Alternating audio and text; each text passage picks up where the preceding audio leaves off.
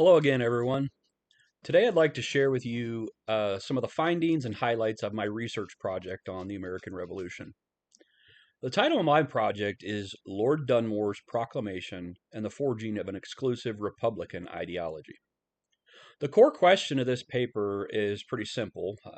I'm asking, why did the revolutionaries who loudly demanded liberty for themselves at the same time maintain the massive, inhumane system of chattel slavery?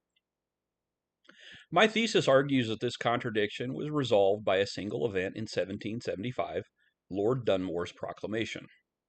This this British military tactic was the critical turning point that forced many of the Patriot leaders to defensively redefine liberty as an exclusive proprietary right tied to race and the defense of slave property.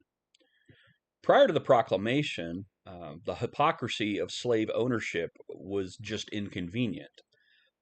After the proclamation, it became much more of a crisis. Lord Dunmore's decree offered freedom to any enslaved man or indentured servant of a rebel master who would join the British forces. This immediately shifted the conflict from an argument about taxation to a threat of race war and property confiscation.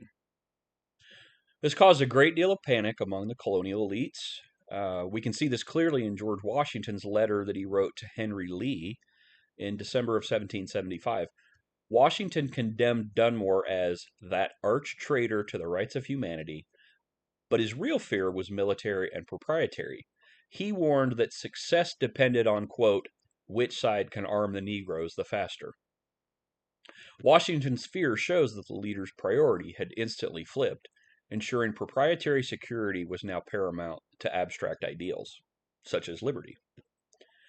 Another important detail comes from the deletion of Jefferson's anti-slavery clause from the Declaration of Independence. Jefferson's original draft, one of my key sources, directly attacked King George III for exciting those very people to rise in arms among us, clearly referencing Dunmore.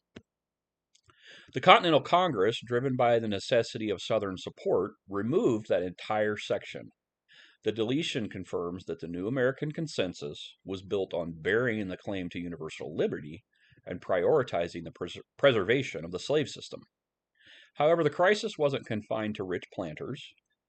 Dunmore's threat promoted white solidarity across all classes and regions. As David Bryan Davis argues in his book Inhuman Bondage, Dunmore's action infuriated even loyalist whites, intensifying white solidarity. The terrifying prospect of armed black men became the overriding common cause, forcing poor white settlers even in the backcountry to align themselves with the gentry for protection of the racial and social order.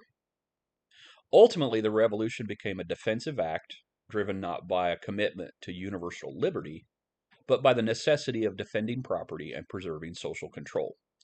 This profound ideological choice permanently embedded a major flaw in the nation's foundation.